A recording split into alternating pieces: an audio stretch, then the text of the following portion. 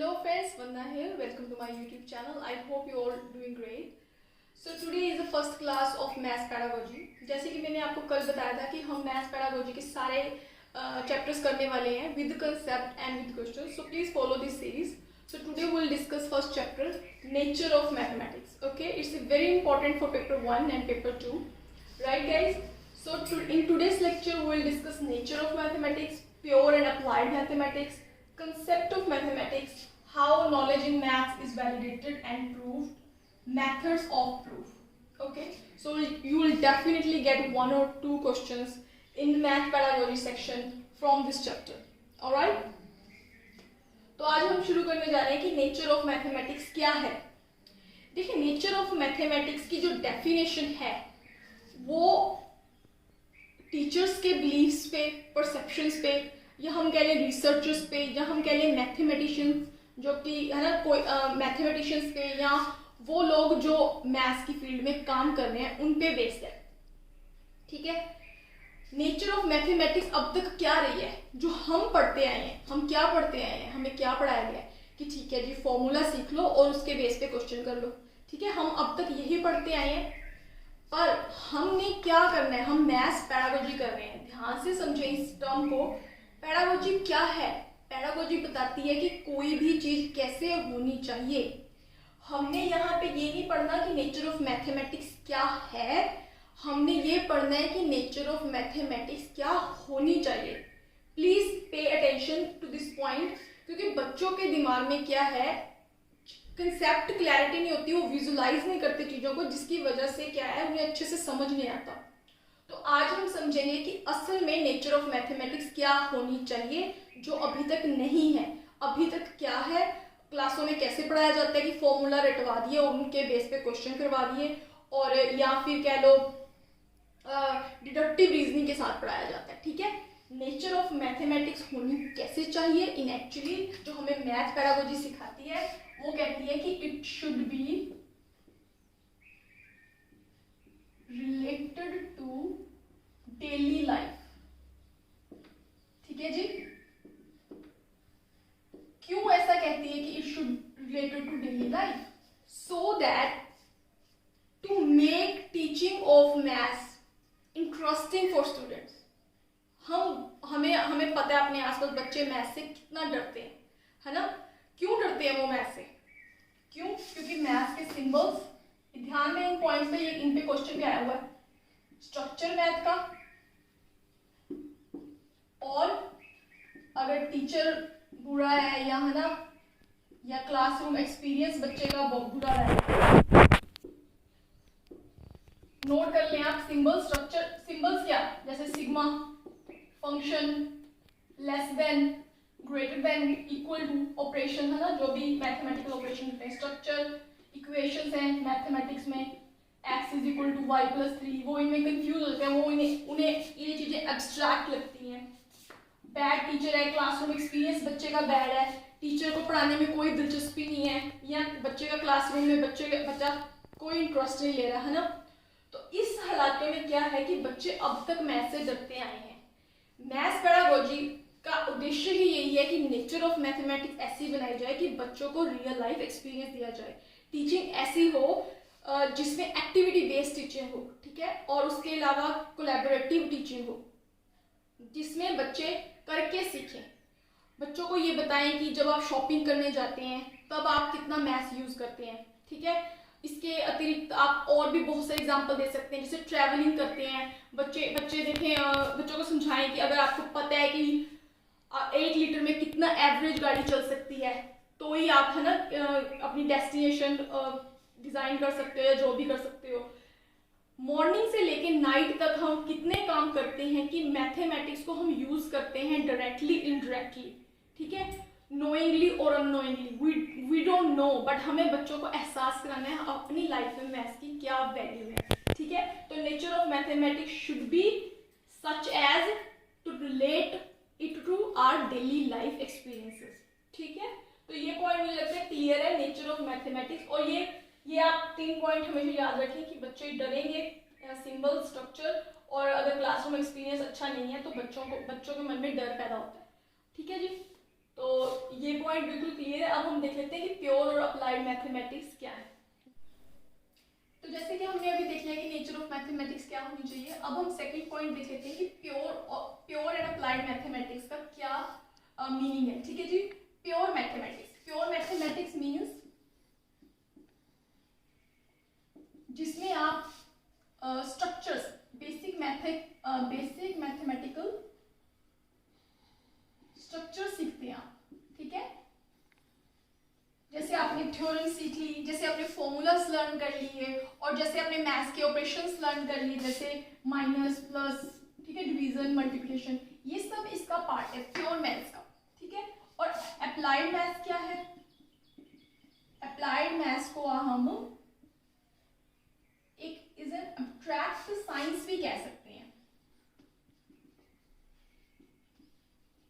Abstract science of numbers. ठीक है जी, which is applied to daily life,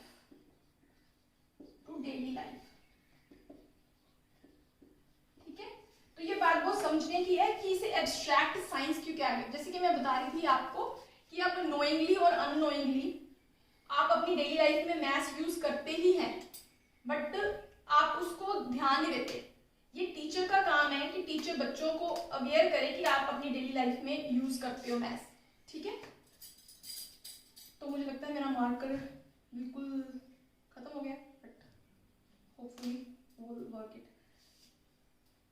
ठीक है, तो अप्लाइड मैथ वही देखें, अब्स्ट्रैक्ट साइंस ऑफ नंबर्स, इस टर्म को समझें। मैथ्स को साइंस ऑफ नंबर भी कहा गया है। साइंस क्या है? To know something. साइंस का मीनिंग यही है। तो मैथ्स क्या है? मैथ्स नंबर्स है। ठीक है, नंबर्स को जानना। ठीक है, तो math is a science of number which is applied to daily life. बस प्योर मैथ्स में आपको यही समझना बहुत जरूरी है कि आप यहाँ पे फॉर्मूलाज वगैरह लर्न करते हो और अप्लाइड में आप उसको अप्लाई करते हो। बस इतनी सी बात है डेली लाइफ में। टर्मिनोलॉजी आपको समझनी जरूरी है जो कि आपको एग्जाम में पूछी जाएगी। ठीक है, I think I am clear here. We are moving to the next topic.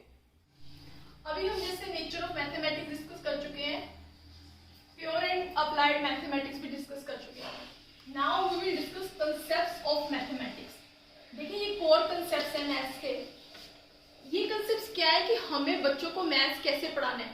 सारी पेडागोजी इसी के ही अराउंड घूमती है कि हमें एक्चुअल में कोई भी सब्जेक्ट हम उठा लें, हमें पढ़ाना कैसे है। ठीक है जी, तो कंसेप्ट्स ऑफ मैथ के देखिए कुछ पॉइंट्स हैं। Stop working. Concrete to abstract. ठीक है, हम समझ लेते हैं कि पहले आप देख लो कॉन्क्रीट टू एब्स्ट्रैक्ट। ठीक है, सेकंड है पर्टिकुलर टू जनरल। थर्ड है कंसेप्चुअल एंड प्रोसीजरल नॉलेज। ठीक है जी, इन पॉइंट्स को आप अच्छे से देख लो। ठीक है, इनमें से आपको क्वेश्चन आ सकता है। ये कोर कंसेप्ट्स है मैथमेटिक्स की, हमें पढ़ाना कैसे है। Concrete to abstract. देखिए, कंक्रीट समझना बच्चों के लिए इजी है। जैसे आपने मान लो क्लास में स्फीयर का टॉपिक पढ़ाना है, स्फीयर या सर्कल पढ़ाना है आपने, वो बच्चों के लिए एब्स्ट्रैक्ट है, they never heard about sphere. But अगर आप उनको है ना रॉक मेलन की एग्जांपल दे दो कि देख बच्चों, आपने घर में मेलन देखा है, रॉक मेलन देखा है, वाटर मेलन देखा है, आप बच्चों को फुटबॉल की एग्जांपल दे दें तो उन्हें राउंडनेस का जो एक कंसेप्ट है उनके माइंड में चला जाएगा और वो फिर स्फीयर को अच्छे से समझ पाएंगे। ठीक है, ऐसे आप बहुत सारे एग्जांपल दे सकते हो। पहले आपको कंक्रीट से बच्चों को एब्स्ट्रैक्ट की तरफ लेके जाना। ठीक है, एब्स्ट्रैक्ट मतलब जो बच्चों के लिए अननोन चीजें हैं। ठीक है, पर्टिकुलर टू जनरल, बहुत ही ध्यान से समझना है इसको।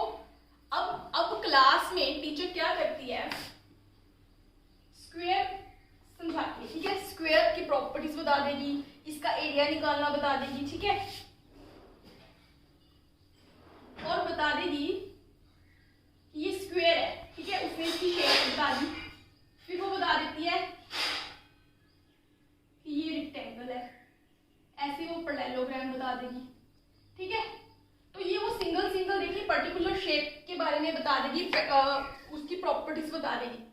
फिर वो क्या क्या समझा देगी बच्चों को कि कोई भी शेप जिसकी 4 साइड्स होती हैं वो क्या होती है, सारी क्वाड्रिलेटरल होती है। सिंपल। पहले पर्टिकुलर शेप्स के बारे में बता रही है, स्क्वायर, रेक्टेंगल, पैरेललोग्राम, फिर सब बता रही है कि जो भी शेप है जिसकी 4 साइड्स हैं दैट इज क्वाड्रिलेटरल। तो हमेशा बच्चों को पर्टिकुलर कंसेप्ट से जनरलाइज की ओर लेके जाना है। Third, conceptual and procedural knowledge. अच्छे से समझ लें, कंसेप्चुअल नाम से पता चल रहा है कंसेप्ट। कंसेप्ट मीन्स फैक्ट्स हमें, ठीक है, कोई हमने थ्योरम्स हैं और हम कर लें फॉर्मूलाज हैं, ठीक है, और क्या कर सकते हैं, ठीक है। कंसेप्ट आप यानी कि आपको बेसिक मैथमेटिकल कंसेप्ट्स पता है। प्रोसीजरल, जैसे हमें क्लास में समझाया जाता था कि आपने 90 का एंगल कैसे बनाना है। पहले हम 120 का बनाते थे, फिर 30, 60, फिर यहाँ पे कंपास, यहाँ पे, ठीक है, तो ये 90 का एंगल बन गया। तो ये प्रोसीजरल नॉलेज है, when you are applying that kind of, ठीक है, नॉलेज। और एक एग्जांपल ले लेते हैं, जैसे ये मैंने स्क्वायर ले लिया, इसकी साइड्स है x।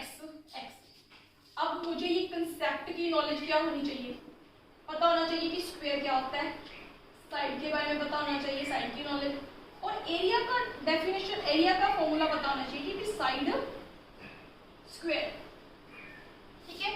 और प्रोसीजरल नॉलेज क्या होगी, प्रोसीजरल नॉलेज होगी कि जब मैं वैल्यूज पुट करके एरिया फाइंड आउट कर लूँ, चाहे मान लो साइड मेरे को दी हुई है 4 और मैं आंसर निकाल दूँ 4 square is equal to 16 square centimetre, ठीक है जी।